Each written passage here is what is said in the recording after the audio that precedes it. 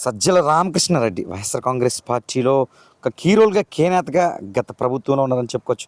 ప్రస్తుతం ఆయన కుటుంబ సభ్యులు ఈ అటవీ ప్రాంతానికి సంబంధించిన భూములను కబ్జా చేశారు, ఆక్రమించుకున్నారు అన్న ఆరోపణలో అధికార యంత్రాంగం సర్వే చేస్తుంది. డిప్యూటీ సీఎం పవన్ కళ్యాణ్ రంగప్రవేశంతో మరోసారి సజ్జల రామకృష్ణారెడ్డికి సంబంధించి ఏదైతే ఈ ఎస్టేట్ కడపకు సంబంధించి ఎస్టేట్ ప్రాంతంలో కొన్ని ఎకరాలు స్వాధీనం చేసుకున్నారు, కొన్ని ఎకరాలు కబ్జా చేశారు అన్న వాదనతో రెవెన్యూ అటవీ శాఖ అధికారుల యంత్రాంగం గత 2 రోజులుగా ఈ ముమ్మరంగా ఆ ప్రాంతంలో పరిశీలన అయితే ప్రారంభించారు.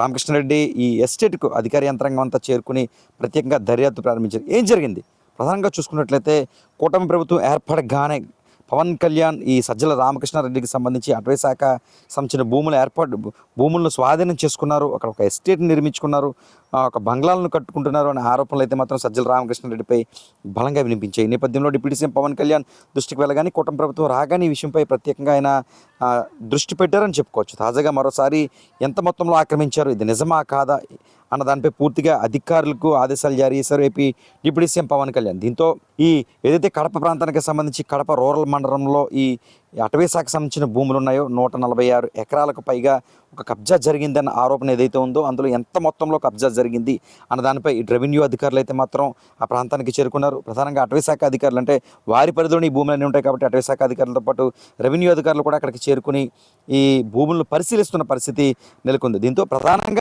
అంటే వైఎస్ఆర్ కాంగ్రెస్ పార్టీకి సంబంధించి ఈ సజ్జల రామకృష్ణారెడ్డి ప్రధాన సలహాదారుడిగా గత ప్రభుత్వంలో ఉన్న పరిస్థితి. అంటే ఒక రామకృష్ణారెడ్డి కాకుండా ఆయన కుటుంబ సభ్యులు, ఆయన సోదరులకు హస్తంతో ఇది జరిగింది అన్న వివాదం అయితే ప్రస్తుతం అయితే చర్చనీయాంశంగా ప్రస్తుతం ఏపీ రాజకీయాల్లో హాట్ టాపిక్గా మారింది. మొత్తానికి వైసీపీ గవర్నమెంట్లో ఏదైతే కబ్జాలు లేక సమస్యలు ఉన్నాయో ఏపీ సీఎం పవన్ కళ్యాణ్ గట్టిగా దృష్టి పెట్టారంటూ కూడా జన సైనికులు గుసగుసలాడుతున్న పరిస్థితి నెలకొంది, ప్రజలు కూడా పేర్కొంటున్న పరిస్థితి నెలకొంది.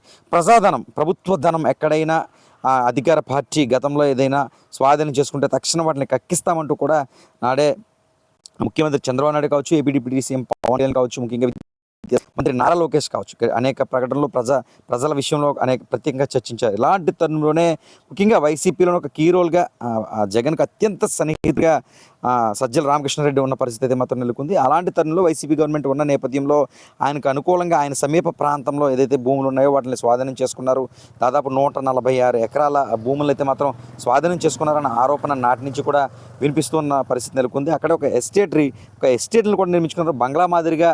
అంటే మనం అప్పుడప్పుడు వెళ్ళి అక్కడ విలాసవంతంగా ఉండేందుకు ప్రత్యేకంగా అక్కడ ఏర్పాటు జరుగుతున్నాయంటూ కూడా చర్చ అయితే మాత్రం జోరుగా ఏపీ తెలంగాణ రాష్ట్రంలో జరుగుతుంది.